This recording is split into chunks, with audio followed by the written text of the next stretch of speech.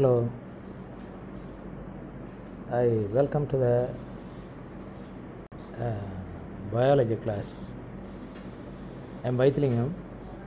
I'm taking classes for 9th standard biology, especially zoology. Boys, all of you know that this world is full of living things. Living things can be classified into two main kinds. One kind of living things are called as animals. Another kind of living things are called as plants. All the animals are grouped under a kingdom. That kingdom is called as the animal kingdom. Now we are going to discuss Unit 17, Animal Kingdom, the unit name. See, what are the things that we are going to learn from this lesson, Animal Kingdom?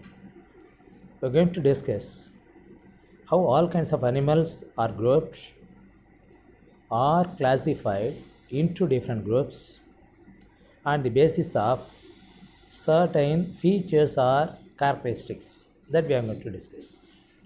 First, we will discuss about the learning objectives. After completing this lesson, students will be able to understand the classification of animal kingdom. So, in this lesson, we are going to discuss what is the definition for classification or what is a classification. Secondly, identify and study the different groups of animals, how the animals are going to be grouped, on what basis the animals are grouped, or on what basis the animals are classified, that we are going to discuss in this lesson. Next, list out the general characteristics of animals based on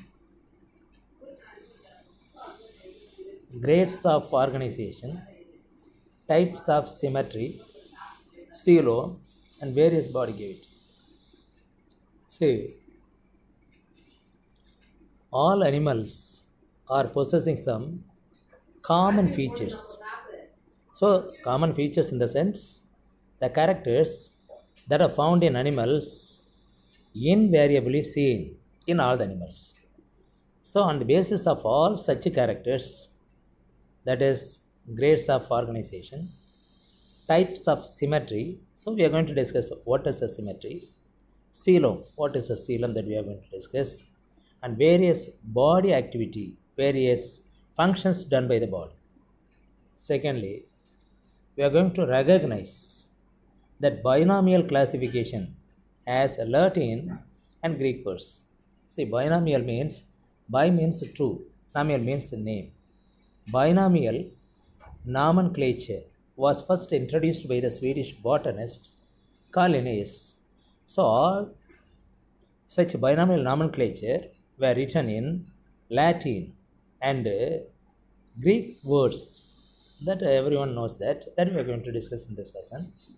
Identify the first name as genus and second name as a species. Whenever you write the name of any animal in binomial name or zoological name, you can say two words.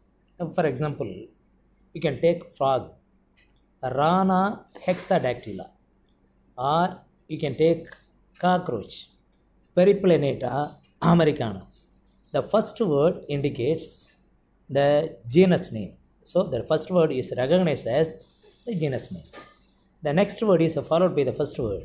That is, for example, of cockroach, Periplaneta americana. Americana, that word indicates the species name that we are going to discuss. Next, recall the salient features of each phylum. So animals are grouped under a major category called as phylum. We are going to discuss about the very important characteristic features, very important features called as salient features of the phyla, which is going to be grouped or classified on the basis of certain essential characteristic features. So all these things that you are going to learn, that I am going to teach, are that we are going to discuss about the animal kingdom in a particular unit 17, right? Now let's start the introduction of this animal kingdom. See, there are many things are present around us.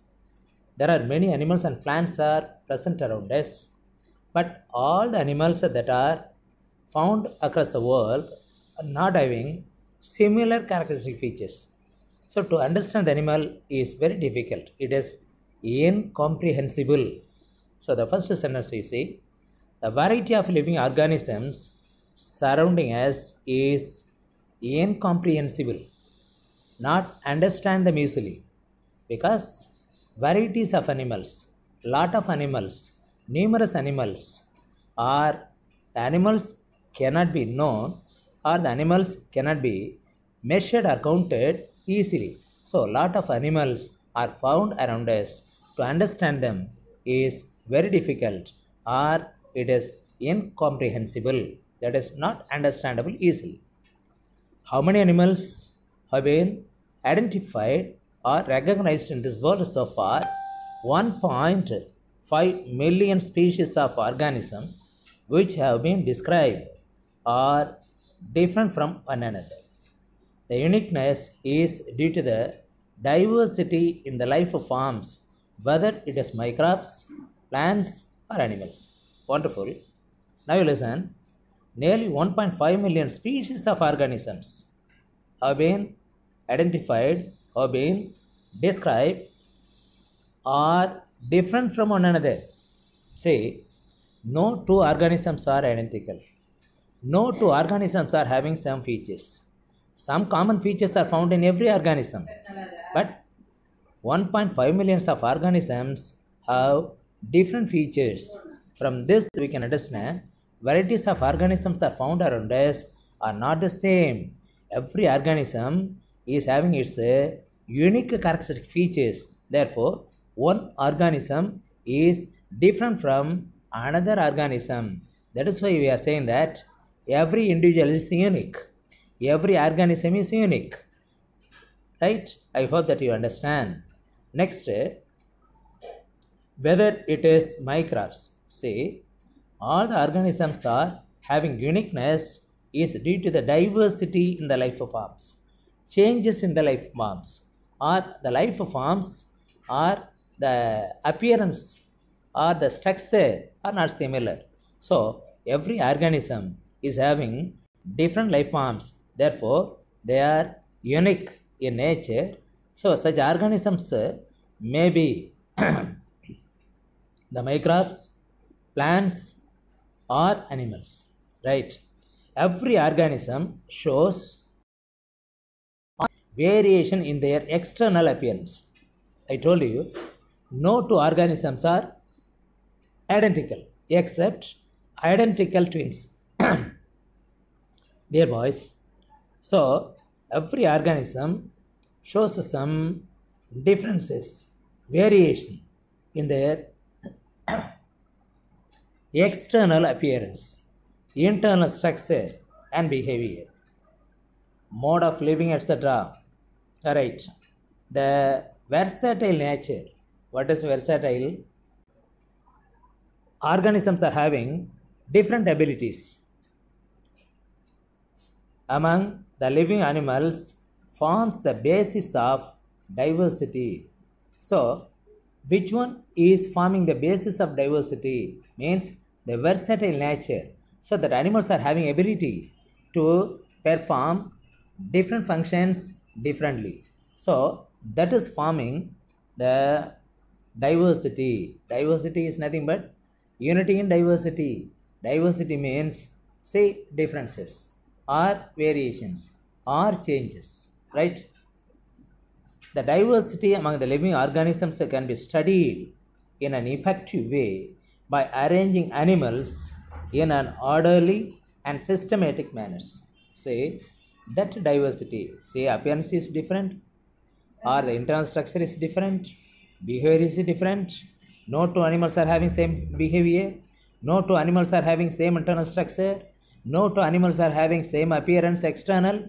So, on the basis of all such differences, animals are systematically grouped and organized, right? So the orderly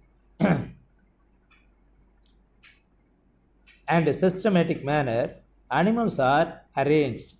This study of various organisms would be difficult without a suitable method of classification.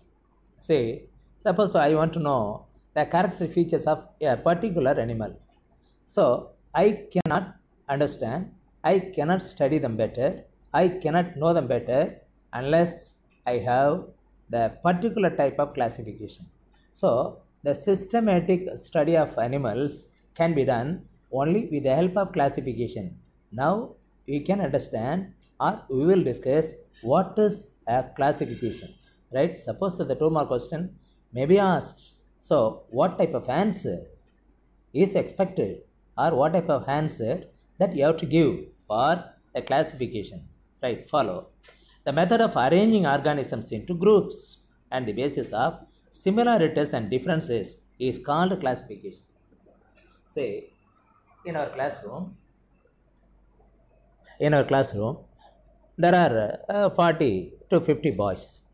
So I have to classify the boys in terms of their height, in terms of their intelligence, in terms of their location from which they are coming, in terms of the mode of transportation.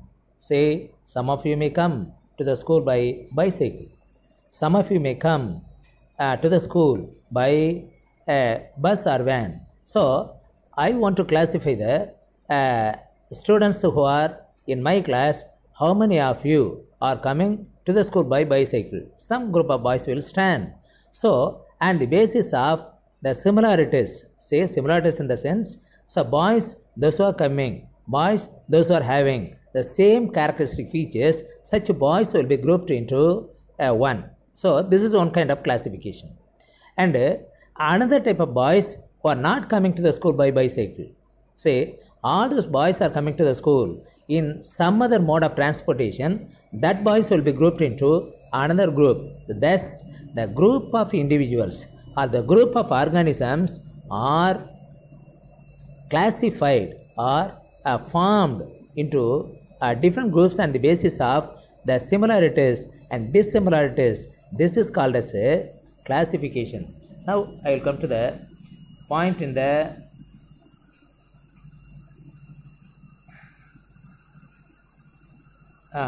now you see